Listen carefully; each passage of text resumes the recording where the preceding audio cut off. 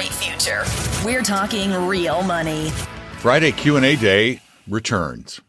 I haven't done one for a couple of weeks because I really wasn't up to it, but I'm slowly recovering from my surgery, and today I thought we'd do a few questions that you send in at talkingrealmoney.com. Talkingrealmoney.com. You send them in at the contact form, you record them, and then I get them. And I've got a bunch of them.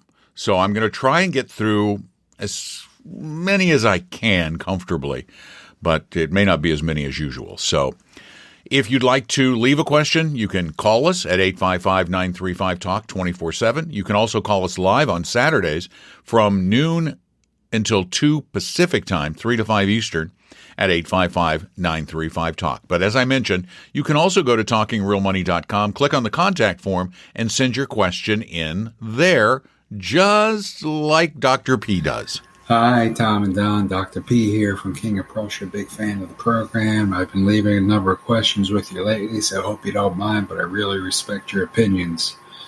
Oh, and by the way, Don, yes, you are correct. The call from Brooklyn is affiliated with me, and that was a good catch on your part. We had a good laugh on that one. My daughter recently changed jobs and asked me if she should contribute to an HSA. I said yes, but if deferred income is limited, I would focus on 401k contributions as a priority. Then I did a bit more research, and I feel it was half correct, so I wanted to run the scenario by you guys.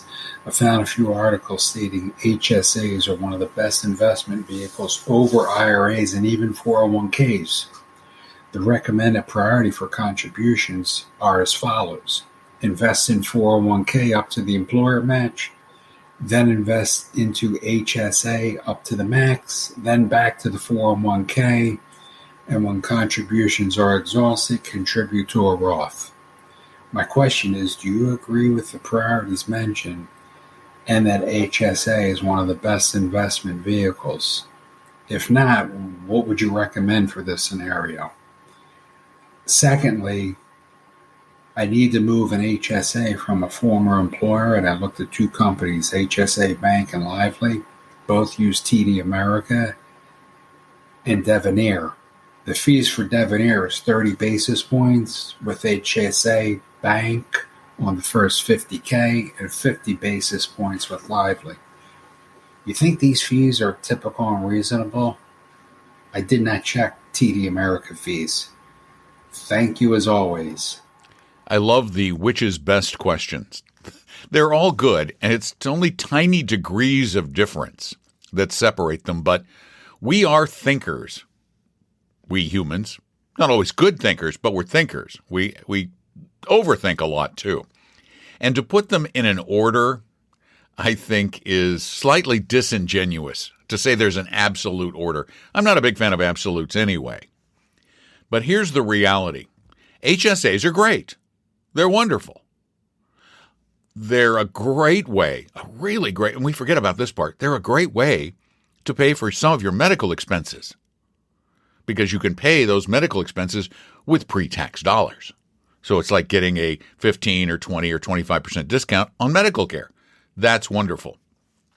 However, therein lies one of the problems with HSAs, and there are a couple. You mentioned one of them, and that's the fees. Many of these HSA providers, with their 30 basis points or 50 basis point fees, eat up a pretty decent portion of the benefit of having these accounts. And there's another problem, and that is you need to keep the money that you might use for medical expenses more liquid, which means it's likely to earn little or nothing, very, very little. The earnings potential is small because I believe that it really should be the place from which you withdraw your medical expenses because of that tax advantage. So that leaves you with a dilemma. Maybe the solution is to set aside enough for what you anticipate will be your expenses over the next year and then get more aggressive with the rest. But again, the fees might eat into it. So I don't necessarily agree with it. I think, yeah, absolutely, 401k up to your match. I mean, that's a no-brainer. That is free money. Past that, though, whether it's In fact, I'm going to disagree with number 3, too. Number 3, you said the 401k before the Roth IRA. Now, I don't necessarily agree with that because company 401ks tend to often have higher expense products, greater expense for services and the like, not as great a variety. So I think it may be 401k up to the match. That's always the case. HSA or Roth IRA, then the rest of the 401k. That's how I would probably do it. But again, we're quibbling over basis points. Oh, said we wouldn't say basis points. We're quibbling over fractions of a percentage point. So is it going to make a huge difference whether you go Roth first or HSA first? I don't think so. Not a big difference. The only real advantage to the HSA going out long term is the lack of a required minimum distribution. And that's not that big a deal. That big? I don't know. Hard to say. We're predicting the future. Let's take another call that came in from Talking Real Money now, shall we? Hi, Don and Tom. I have a question about CD interest and how is it taxed? I'm considering purchasing several 6-month CDs at Vanguard, and I'm wondering what year or years the interest will be credited and when will the tax be due. There are 2 types of CD payment frequencies listed on Vanguard's website. The first is at maturity and the other is monthly. I would like to know if I purchase a 6-month CD in October of this year and it doesn't mature until March of next year, what year do I receive the 1099 interest tax form for? Would I be receiving a 1099 tax form this year and next year for the monthly interest CDs, but only one tax form for next year for the at maturity CDs? I enjoy listening to your podcast and get a lot of really useful information. So thanks for doing the show. Well, I think I know which answer you want. It is a pity that I have to give you the other answer, because these at maturity CDs also have another name. They're called zero coupon CDs. Just like zero coupon bonds, you buy them at a discount to their face value. They mature. They, in essence, give you the interest at maturity. However, the interest is considered to be earned along the way. So you will get a 1099 INT for the interest that was earned in 2022. You will get that early in 2023. And then the rest of the interest, you'll get a 1099 INT in 2024 for the 2023 earnings. So you do pay the taxes on the interest before you actually get the interest. That's just the way the tax law works. Thank you very much for the question, though. I appreciate it. Go to talkingrealmoney.com. If you have a question, just click on the contact form and then record your question from your computer really, really easily. And if you have a good mic on your computer, they end up sounding really good. Hey, Tom and Don, I appreciate the podcast. I have a Fidelity credit card, which you get a 2% rebate on. And right now, I just invest that each month, the rebate, into a mutual fund. It's easier to use a Fidelity fund for a variety of reasons. Right now, I use FBALX, which I thought was a index balance fund, but evidently is an actively managed fund. So just wondered, in an active after-tax account, where you guys would recommend that I use a balance fund, if possible, with Fidelity. And if they don't have any, then what would you recommend through Fidelity as a good fund to use? Thanks a lot. Well, I did a whole lot of research on this, and you're right about Fidelity Balance. That is an actively managed fund with an expense ratio of over 0.5%, which is pretty darn pricey, particularly for a Fidelity. They don't have a balanced index. Now, other mutual fund companies do have a balanced index, like Vanguard. However, you can't buy the balanced index through Fidelity without paying a transaction fee every time you buy, which is going to get onerous. However, Fidelity does allow you to buy ETFs without a transaction fee, and you can do it a little at a time. However, there isn't a good balanced index fund that I would be happy with, and I've looked at a lot of them. So here's what I would do if I was faced with this situation. If you want a 60-40 balance, then what you should do is buy the ETFs VT, Vanguard Total Stock Index ETF, and BND, the Vanguard Total Bond Index ETF. Your expenses will be below 0.1%, or about 20% the price of the Fidelity Balanced Fund. And that big an expense difference can make a difference. So that's what I do. It's simple. Just do a 60-40 every time you go in, and then rebalance every year or two. Thanks for your question to TalkingRealMoney.com, and let's go grab another one that came in that way. Hi, Tom and Don. This is Joe in Texas. I have a question I hope you can help me with. My company recently sent a notice of a 401k plan change. Part of this was they eliminated the Goldman Sachs Small Cap Value Fund A with an expense ratio of 1.3%, which is obviously way too much. And they're transferring that into a Wilmington Trust Small Cap Value Fund 2, R6, with a gross expense ratio of 0.10. And the description says the fund seeks to deliver capital appreciation by investing in American Century U.S. Small Cap Value Equity Trust, which is the underlying fund, for which SEI Trust Company is a trustee and American Century Investment Management, Inc. is a sub-advisor. When I looked up Wilmington Trust, I was not able to find anything specific about this fund. And when I looked at American Century U.S. Small Cap Value Funds, it looks like that is an ETF from Avantis. However, there was a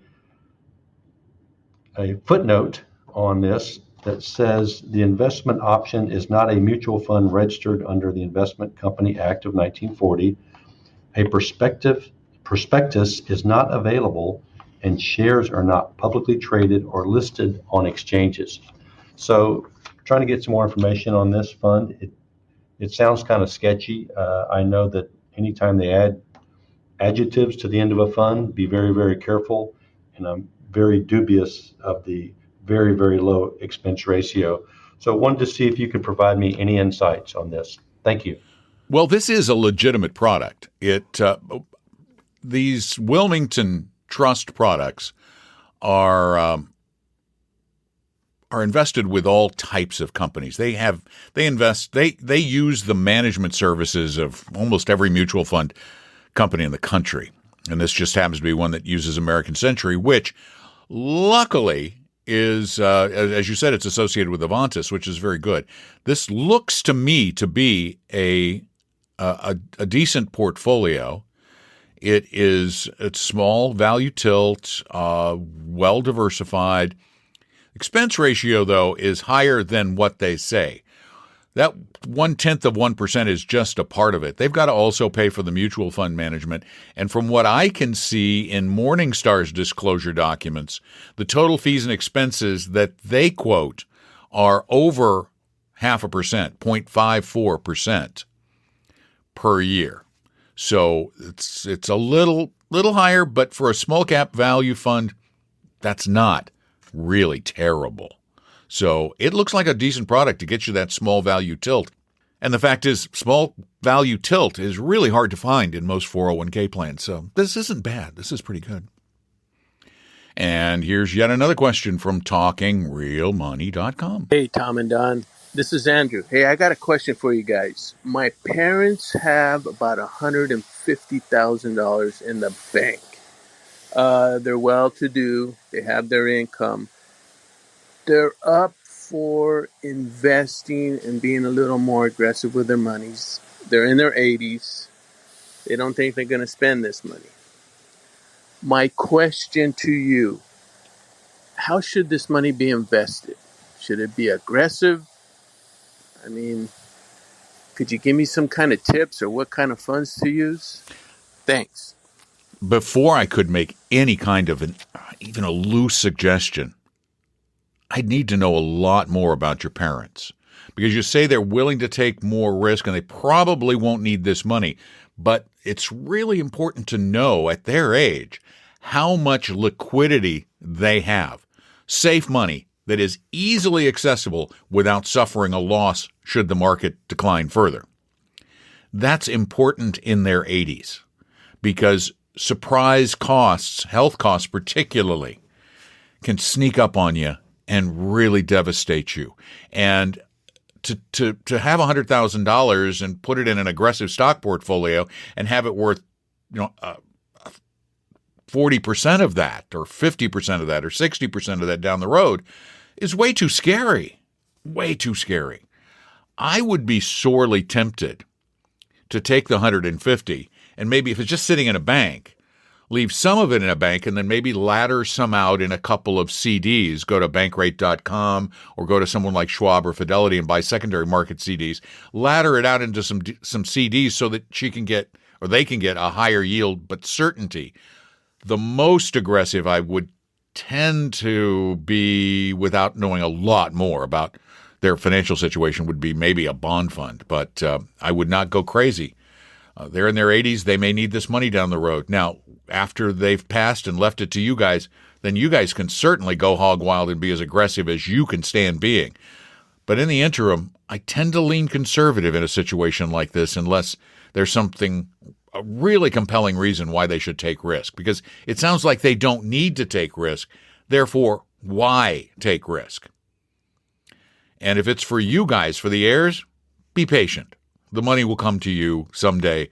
I think I would keep it safe for them. Doesn't sound like they need to take a chance with it. So thanks for the call. I appreciate it. 855-935-TALK is the phone number to call us on 24 hours a day, 7 days a week, or to call us on Saturdays when we talk with you live on Talking Real Money, the radio show, which airs in Seattle.